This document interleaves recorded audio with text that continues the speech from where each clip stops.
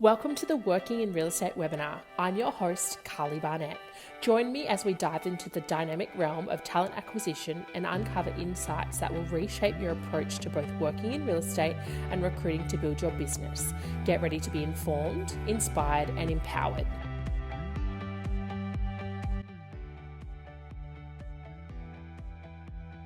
Recruit and Consult acknowledges the traditional owners of land and waters that this webinar is recorded on. Hi everyone, thanks for tuning into our episode on social media secrets with the lovely Mia from That Marketing Girl. Mia, I'd love you to introduce yourself and tell everyone that's listening all about who you are, what you do, and then we can dive into some interesting social media chat today. Totally. Well, thanks for having me on. My name's Mia. I founded That Marketing Girl a couple of years ago. We're celebrating 5 years in January, which is insane.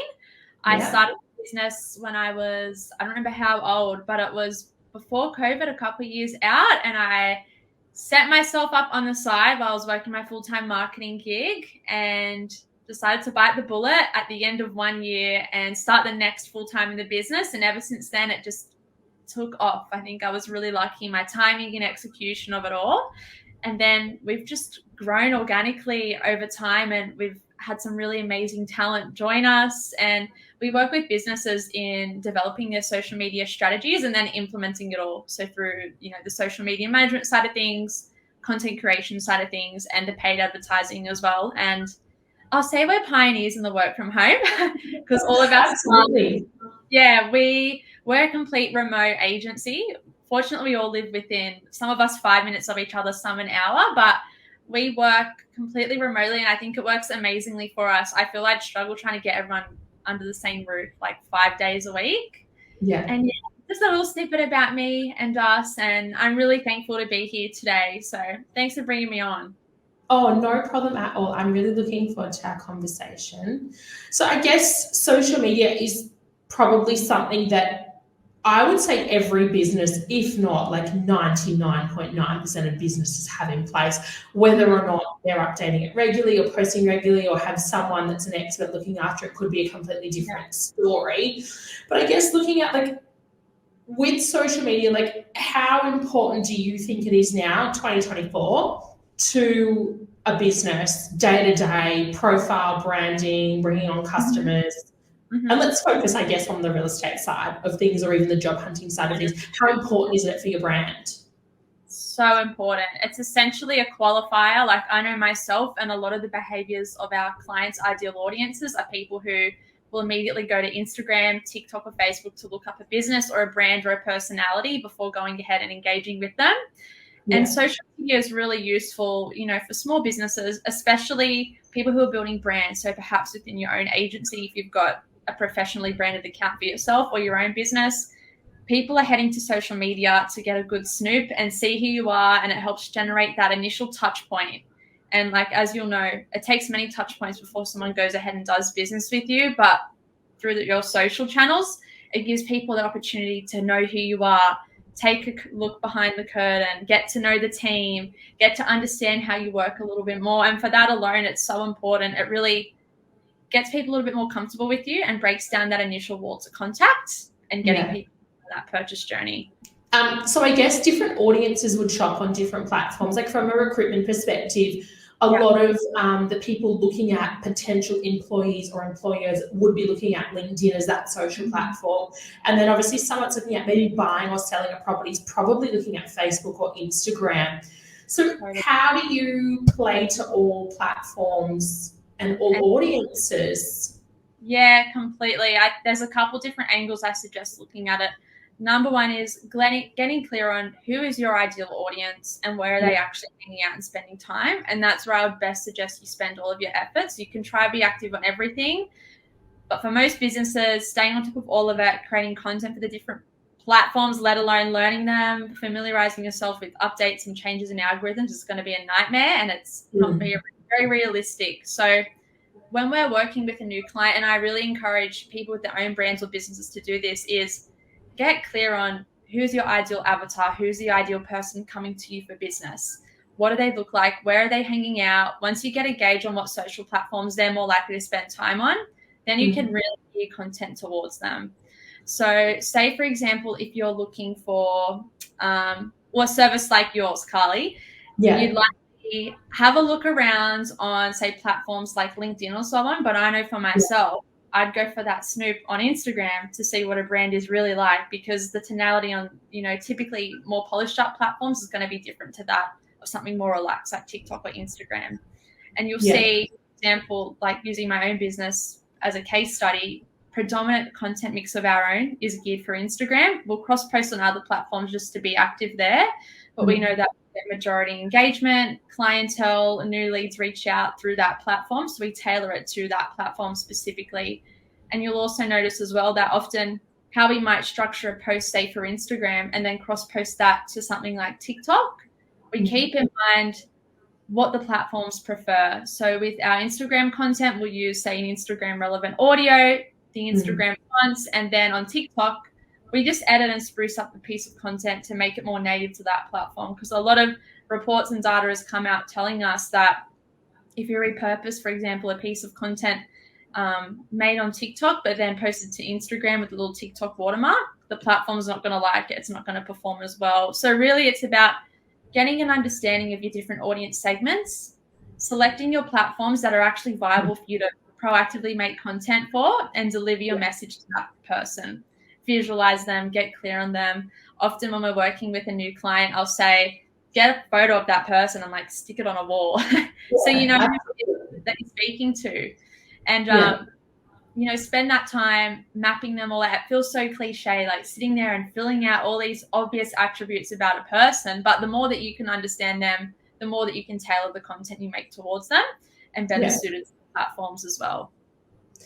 If you were looking for a job and you thought to yourself, like, I really want to work for this brand, I want to work for the multi-million-dollar agent, or I want to be selling, top tier commercial assets, A-grade assets in Sydney CBD, you need to then, I guess, look at like what your ideal is from that perspective and make sure that like your LinkedIn reflects that. If you're looking at selling A-grade assets in the city, you want a really professional photo on LinkedIn. You want a proper job title, not a made up one, all those little things. And then obviously flowing on to your personal socials, because I think that's where the line can blur a little bit. That I know conversations where you have like humanize your brand and, people want to know who they're really dealing with and you're doing your research and who's this recruiter or who's this agent or what do they really like. But sometimes you can take it too far and show way too much on the personal side.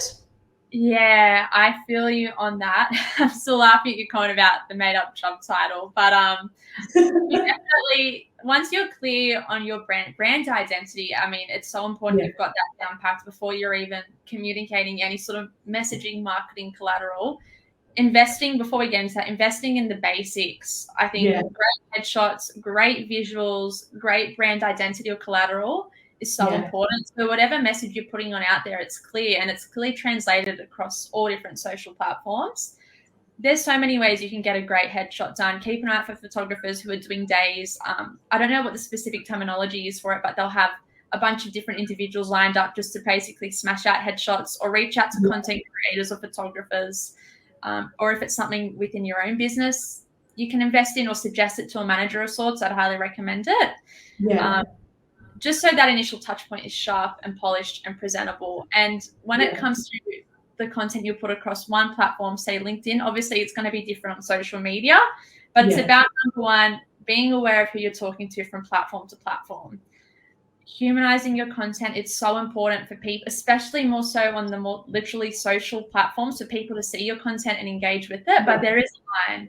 I think if you're in a space of ideally looking for work, I know even when I've been hiring, first thing I'm doing is I'm searching far and wide across social media. Put the lock on your Facebook profiles. If really, there's little simple things that you can implement. But in saying that as well, even from like a creator's perspective, and I've struggled with this too, is where do we, dance across this delicate line here? How much is too much?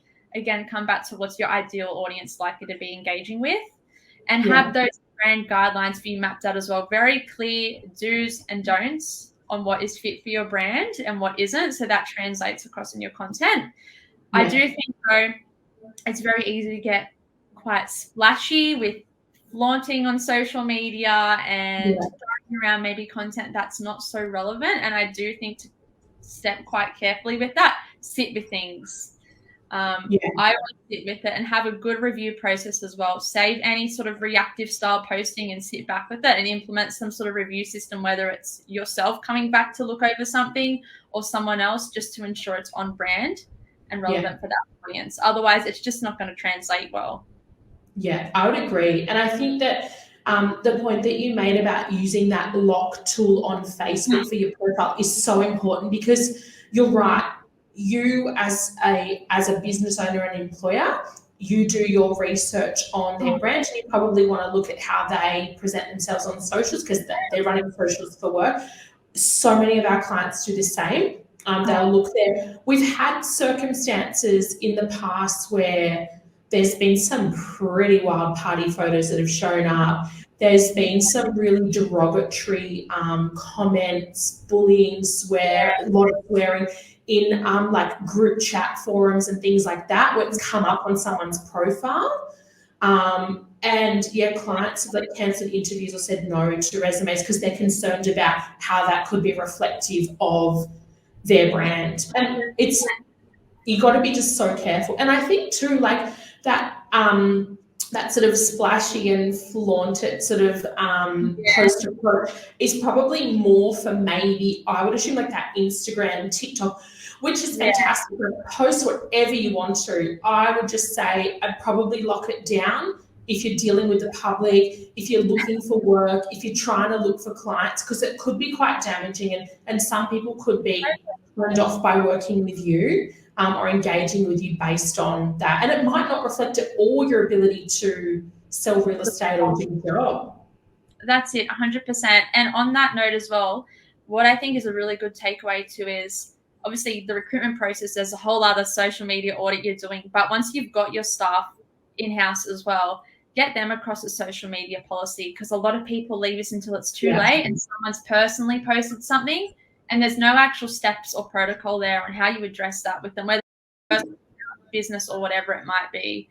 So working with, even if you just quickly look something up on ChatGPT, or working with a legal team to help you outline a basic procedure on what is appropriate, what is not appropriate, and also as well a big one too, which if you're getting personally your team involved in your business's content, is get them signing model release forms so that you've got full access and rights to repurpose even content of themselves on your social channels. And then you're not running into issues down the line where maybe they've left or you've parted ways and that content's still up online. And then all of a sudden you've got an issue of, as a previous employee here who wants that stuff culled and removed.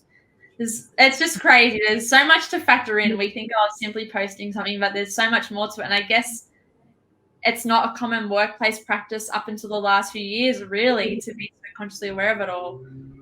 Yeah, absolutely. And like that social media policy, I think it is important, because the thing is, like, especially if we look at real estate, like there's a lot of media opportunities and there's a lot of self-promotion opportunity and promoting houses and listing and success. So it is really important to make sure that that's consistent across the brand, but also knowing like some of the do's and don'ts of what you post about and where you post. And when people leave, that flow-on effect of what it could do for the brand as well. Exactly. And we've worked with real estate agencies too, and it's one of the hurdles, I guess, that we see as, working with these brands is that heads up when it comes from content posted on an agency's account versus an individual agent's account. And then when those individual agents have left, who suddenly has access to these accounts that are branded to a personal account but also have links back to that of an agency? So there's so many fine lines to cross on over there. And I really think before you start publishing content, maybe with any particular employees, or even now, revisit those policies and have lines set in place of what your protocols are if anything does turn into a disaster, anyone's parting ways, someone decides to set their own accounts and so on, because it's better to have those conversations now than when things get awkward down the line. Yeah. Because I guess it's a brand management piece. If we were looking at a logo, like my Recruit and Consult logo, for example, if someone was to go out there and turn the pink on that to green, that's completely against my brand. It's no different to them getting a photo flipping the bird, or cheesing in someone else's kitchen, drinking the champagne from their fridge. It's totally off brand. So you need to have, I guess, that consistency of the way that you would want them to treat your logo and your brand colors and everything, just like you would with that social side of things. 100%. And at the end of the day, I find no one really cares about that as much, except for like your superstar employees or typically business owners. So make it really easy for your employees. If they are going ahead and posting on their own branded accounts, have simple toolkits or guidelines set up for them, whether it's like a Canva template, a brief document outlining these are the fonts we use, here's how you can use this logo, here's how you can't use this copy. Yeah, you may have a big, beautiful brand strategy developed up in terms of visual identity, but people aren't really going to follow it too closely, let alone read through it. So break it down really black and white.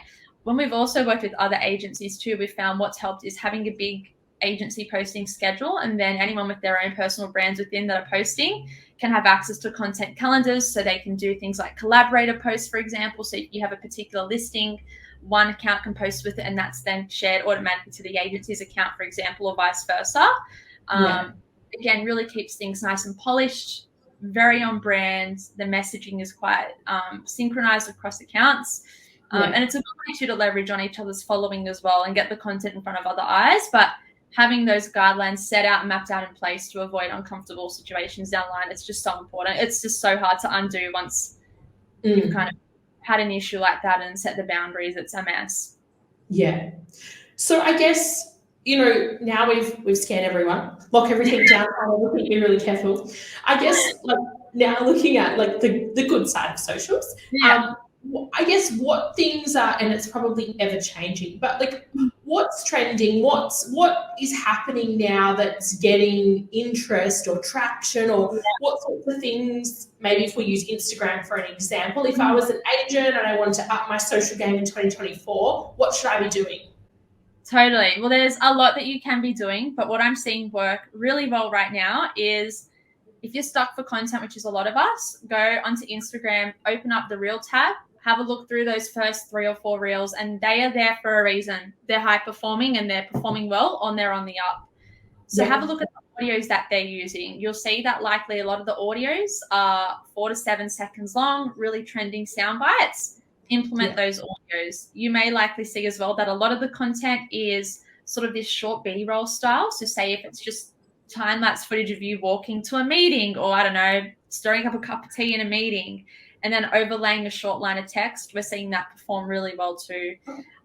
Trying to give value and providing this, I guess, as much advice as you can or knowledge to people to prove your credibility, and making sure that the value is something digestible that they can walk away with. So you want people saving that piece of content or sharing it with a friend, so they're more likely to see more of it. So try, with your content creation efforts, there's so many ways you can go about it, but if you're stuck, it'll feel weird and uncomfortable if you're not used to it. That short B-roll style, overlay some text, select an audio that's trending, make the video no longer than 7 seconds, and add some value on the text overlay of the reel or down in the caption, and prompt people to have a look at the caption as well. That's one piece of content style we're seeing work really well at the moment. Give it a go. I also always stand by talking to camera pieces or pieces that talk about your journey. People are nosy. You'll be surprised how many people watch your content but don't actually engage with it. I find for us an hour in content mix, and what we try and implement for our clients every couple of weeks or months, is that top of funnel style content. So content that reintroduces you to your audience, gets people aware of who you are. So talk about your business story, share some embarrassing throwback photos and do a voiceover talking about that stage of your business or your career or your journey. It translates really well. Document milestones, document things happening to your team. You'll be surprised how many people are silently watching, but then you share that sort of style content and suddenly people are liking or commenting or, interacting in some sort of way. So ways that you can get started on content like that is go through your phone, have a look through your camera roll, find pictures from earlier on the journey, go to edit them, simply record a voice over sharing a little bit about your story, and keep in mind that when you're making this post, the objective is to reintroduce yourself to your audience or new people who are discovering your content. We're seeing that work really well. And something else that's working really well too. So I'm throwing them at you because I've got so many I could go through. No, I love them. Keep them coming. Yeah. playing around with CapCut. Now, it doesn't work for all brands. It doesn't work for all our clients. But if you've got a little bit of a cheeky side to your brand or something fun or playful, have a look at those trending templates of literally like a celebrity cut on out and think of a funny, relatable experience that you can create a piece of content for your audience. There's a lot of, like, for example, Steve Carell, there's this one cut of him where he's standing there holding a boombox like this. And then we've seen brands come up with funny captions along the lines of, you could do, like, from a real estate perspective, me shouting from the rooftops when I've got this new amazing listing, and it's like Steve Carell with a boombox. Like, content like yeah, that works really well. But again, it's really dependent on your audience. Yeah. And what we're really seeing work well, which I find ironic on TikTok, is photos, carousels. Wow. Yeah. I'm like, the platforms just copy one another. I honestly can't keep up. It's like a flip, isn't it? It is. And even when you open TikTok now, you'll see, not all accounts have this, but if I'm crossing between some clients' accounts and going to post something, it'll by default pop up for you to create an image post before it allows you to even edit a video. So they're just pushing photographic content as much as they can. Yeah. It's something to keep an eye out. Because I've noticed that lately on TikTok, and it wasn't a thing a few months ago. It was just strictly video. Yeah, 100%. And if you're a bit unsure of, okay, what should I be posting on TikTok then with photos? Another simple thing I suggest is, like with the storytelling piece talking about your brand, find a couple pictures. On the first image, overlay some text. We're celebrating this big milestone at our business. Swipe on through to have a look at the journey. And then you can have, I don't know, a picture of you early in your career or early stages of the business. And then as someone swipes through, you're applying more text to the photo. Really navigating people through that story and utilizing image, which we're seeing work really well on that platform as well. Yeah. I guess like the good thing with real estate compared to a lot of other industries is there's always marketing there, and there's always photo shoots happening and updated profile shots. So if someone was to jump onto the server and where they store all these things or have a chat to their marketing team, there would be so many photos in the archive of when they first started and when they updated profiles and different social events and listings, and there'd be so much content there.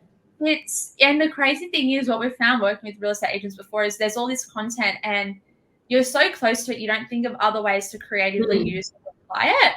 And you have, this beautiful photo shoot done and you've got this material to do a real promotional piece on a property, but then it's like, what next with that content? How else do we apply that? Yeah. That sort of storytelling documentary style is great. But also as well for your audience, you can take those beautiful property pictures and think of an educational piece for your audience. So maybe you could do, for example, like a carousel or a bit of a countdown of, 5 unexpected kitchen trends we're loving for 2024. And then you can select, 5 really unique aspects of the kitchen or something, and then have a bit of a fruit that provides some value to your audience. And it's a bit more interesting than just like, here's a new listing, 4 bedrooms, 3 bathrooms, 2-door garage. Think a little bit. Photoshop photo, Yeah, that's it. And I think, there are, and again, it's so hard when you're close to it, but other ways you can really repurpose and reuse that existing collateral is, like I mentioned, those storytelling pieces, the giving value pieces, but also see if you can utilize it for that sort of B-roll style footage I was talking about before, where you take a quick little 4, 5, 6 second snippet of video and overlay some text on the top of it as well. And I know at those shoots, it's hard to capture any video. You've got a photographer there, but if possible, ask your photographer, can you film a quick little 5-10 second video snippet if it's additional to the package, or if you can be there to capture that as well, and really get in the habit of when you are heading to and from different homes, obviously you've got different agreements of what you can and can't capture. Get in the habit of not just taking a photo, but take a quick little snippet video as well. So you've got that in your asset library to go ahead and repurpose. So say, for example, you're walking up a pathway to open the door, rather than taking a photo, just think, and it's like a muscle memory, can I quickly film myself taking these steps to a new door and repurpose that as a piece of content of, something heartwarming, the steps towards your next property is here, and then you've got something cute and sweet opening up a door. Try and think of creative. Yeah, it's definitely a habit trying to get into it, and we have a lot of clients who feel so uncomfortable with being like, I have to film stuff now, but to cut out, you're gonna have to put yourself in that uncomfortable position to make more content that'll interest your audience than a generic here's a property listing, or here's a type of post with a photo. Let's just post it and hope for the best. Yeah, absolutely. And I guess too, like your Facebook or your Instagram or your TikTok or LinkedIn, like it almost can act like a portfolio of your work. Like, someone in marketing or creative always has a portfolio of their work. This can be a way to showcase testimonials, sales results, market updates, site profiles, team, and really showcase when you're in that listing appraisal or why should we use you could easily whip that out and go through that with clients and visually bring to life those stories. 100%. Utilizing pin posts across those platforms, utilizing like the story highlights as well. It's very easy to come up with story highlights, based on like frequently asked questions about this or that. But I think more what's the word I'm stuck on the word, more granular, specifically are asking you or want to hear from you. Is it about the process itself? So maybe have a story highlight put together on what the buying process is like for someone for their first property, what it's like going to be for your tenant, or how you can engage with us, or what you can expect next. Because people are quick and they want to pick up information short, sharp, and fast. So the easier you can make that touch point for them, the better. So that's something we also encourage clients to do every now and then. We'll be refreshing things, is have a think about what are the first few questions someone's asking you, and how can we tailor that content so it's sitting high up in your profile so immediately they can engage with it. So if that's as well a bit of a portfolio on previous properties that you've sold or really incredible results, highlight that so your ideal audience is seeing that straight away, or maybe profiles on your different agents and so on, or what the craziest property they've sold is, what their favorite memory at work is, a heartwarming moment with the client, stuff like that, so people connect with it immediately. Yeah, absolutely. So now that we've locked down our Facebooks, it's got our professional photos on LinkedIn, we've got our Instagram avatar, and we're posting like crazy. Good content. Good. I guess is that point, once you've got those things in order that we've just been speaking at, would that be the point that then maybe you might introduce paid advertising, or could you do paid advertising first before everything looks really nice and there's been consistent posting? I think it's definitely, there's a time and place for it. So when it comes to paid advertising, we're selective with who we work with, and in the onboarding process, we kind of audit through everything to ensure your accounts are ready to be advertised with. So you need to have those essentials set up regardless. And what we find, especially Meta looks out for, is the legitimacy of a profile. How old is it? How active is it? Do you have bad feedback on it?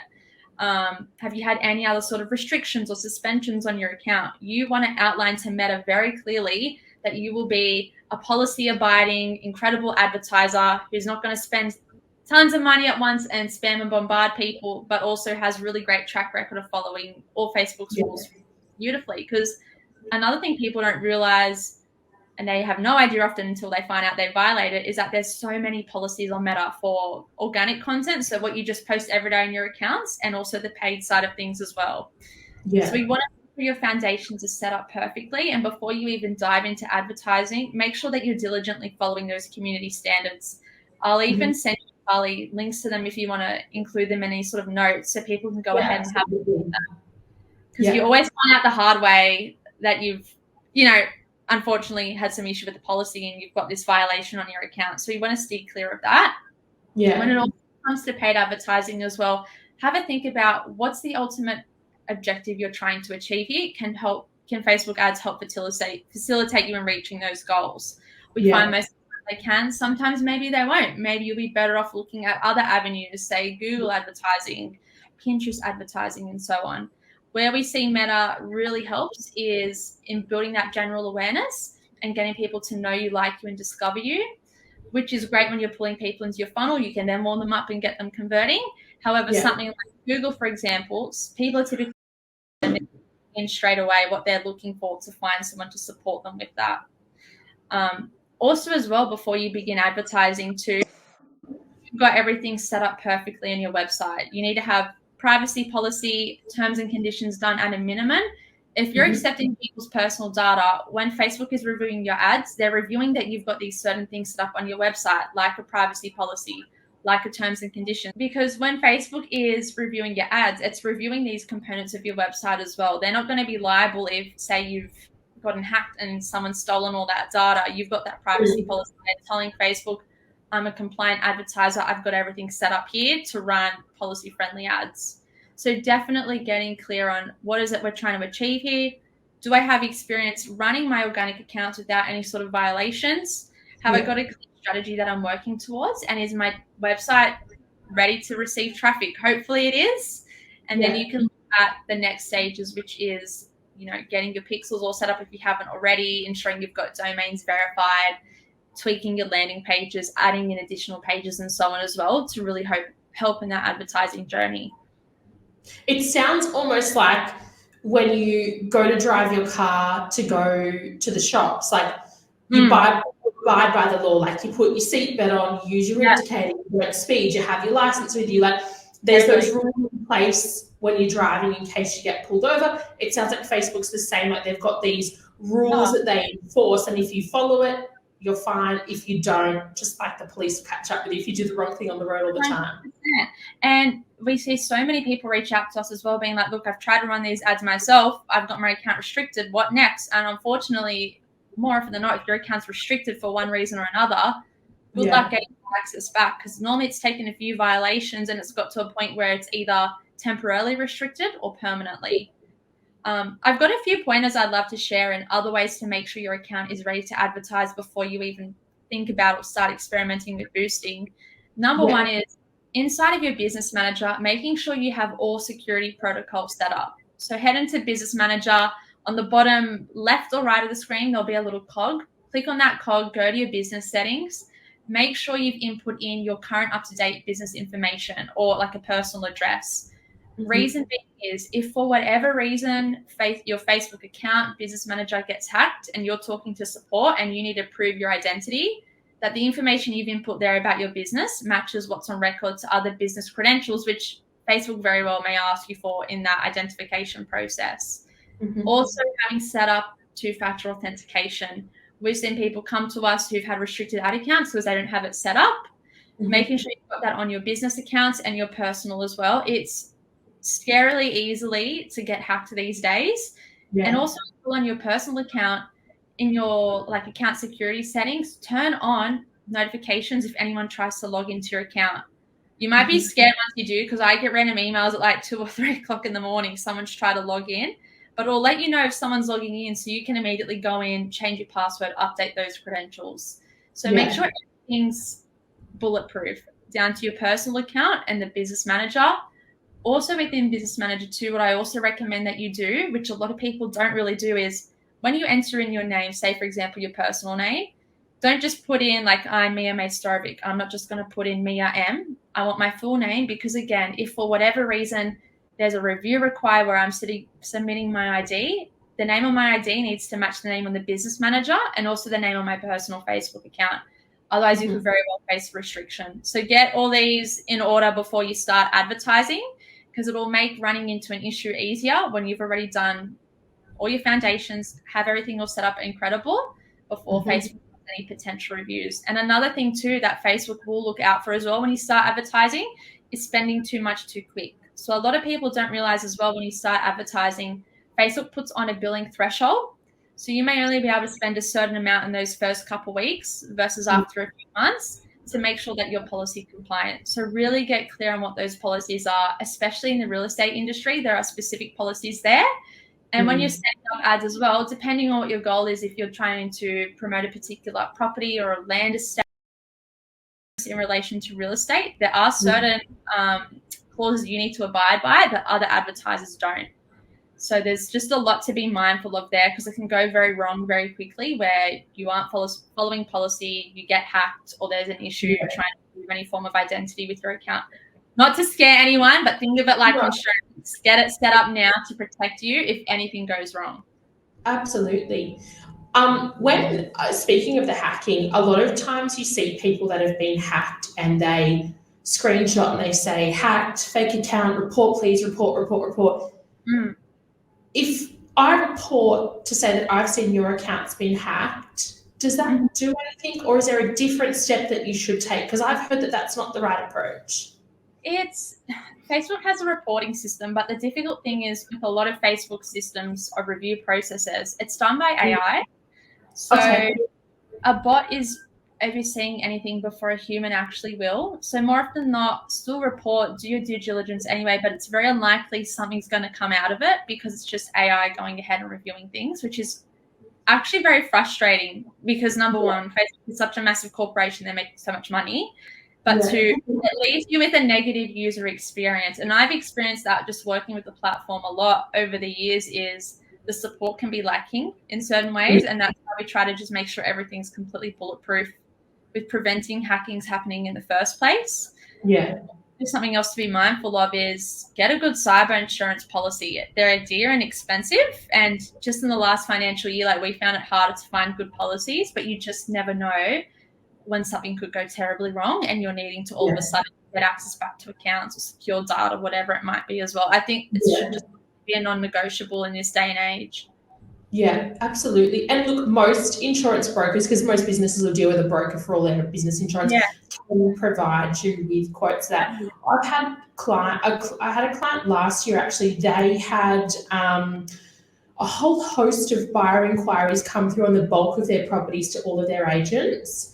Unfortunately, one of the agents clicked through on it, and it did go in to start a hacking process in their database. They stopped it in time, but the IT guy that they worked with did say that there was another agency that hadn't been as quick to stop it, and you hacked into database. And obviously in database, we've got things for agents like they're holding potentially bank details, addresses, phone numbers, potentially tax file numbers, lots of really sensitive identification copies of that if people have had to present it, to register their bid or for agency agreement. So yeah, it's really important to have this like multi-factor, these insurances, be really careful. Yeah.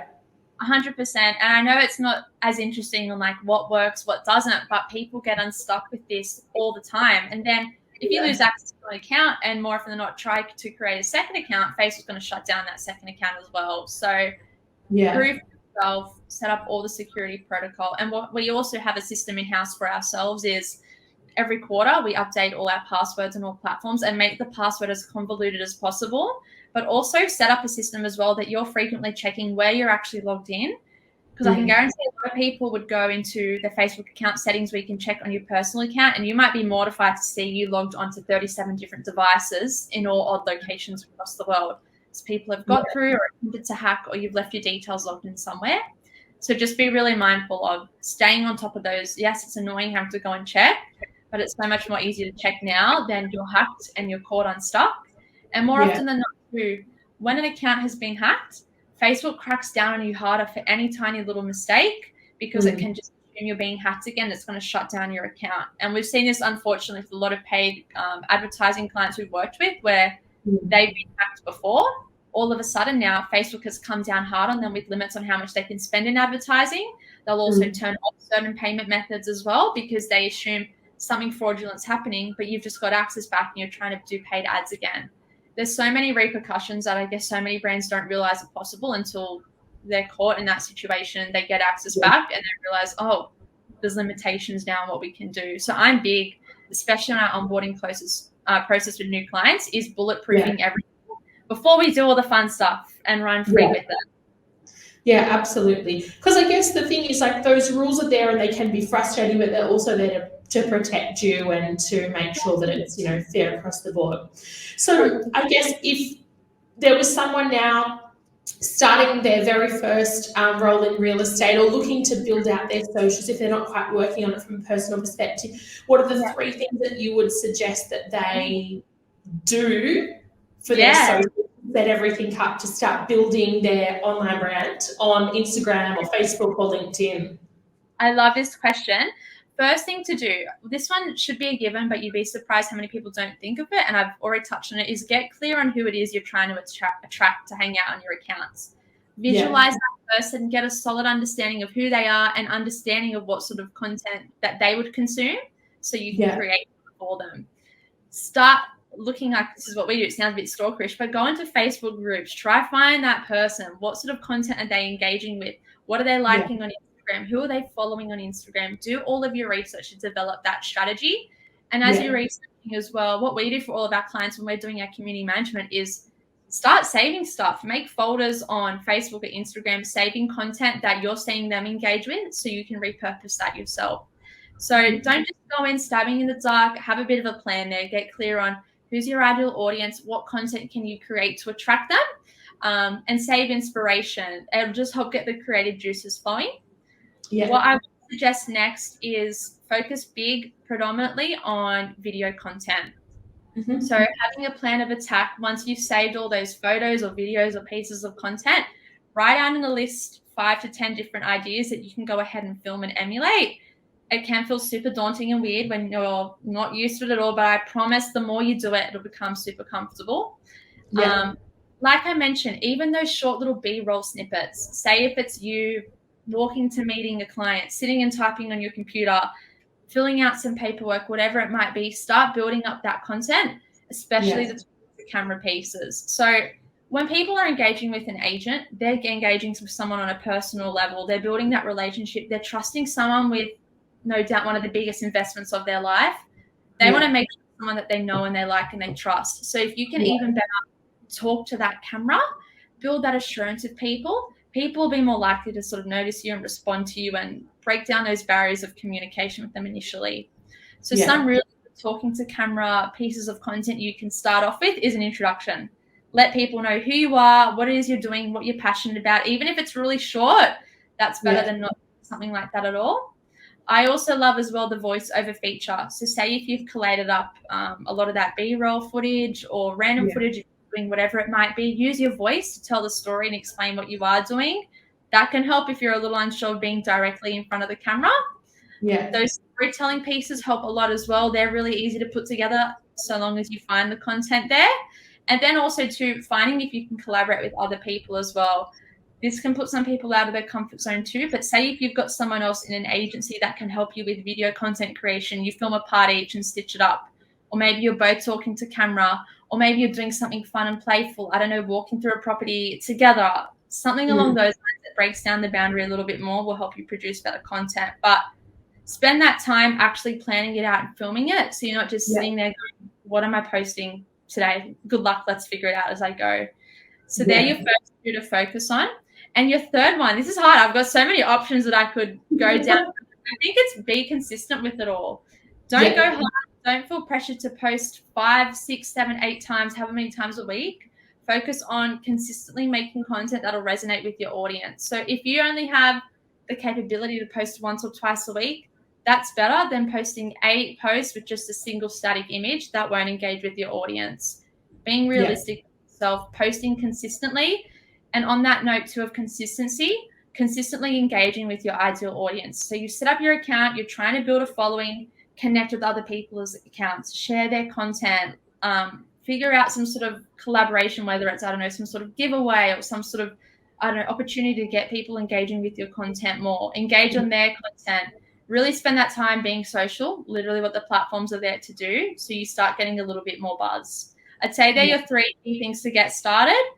4th, once you've tried to figure it out and you get stuck, come to someone like us and figure it out. And just keep looking online at ways to see what's trending and repurposing what's working at the moment for other brands. I feel like there's so many ideas and things, and I bet you the to-do list going crazy for everyone listening right now, which is fantastic. And we will share those links as well that you mentioned before around some of that sort of protection in the back end of Facebook. So anyone that's interested in that, please reach out to us and we can share that with you. Thank you so much, Mia. I absolutely love chatting to you and learning all things social. I get lots of ideas. I really appreciate you imparting all your wisdom on us today. My pleasure. Thank you so much, guys. I'll get over to you, Carly. Maybe a bit of a list or some sort of document if that's any help for listeners that they can go and tick off and run through. And please reach out to me anytime. You can find us on Instagram, Facebook, LinkedIn, That Marketing Girl. Send through your questions. Even if you start attempting some of the security setups process and you're a bit stuck or unsure, want a second set of eyes over a piece of content you're working on, let us know. We'd love to help you out. Amazing. Thank you, Mia. That's very generous of you. Yeah, my pleasure. Thanks, guys, for tuning in. No worries. Have a good afternoon. See you later. Bye. Thanks for tuning in to this episode of the Working in Real Estate webinar. Feel free to share your thoughts, questions, and suggestions with us. We would love to hear from you.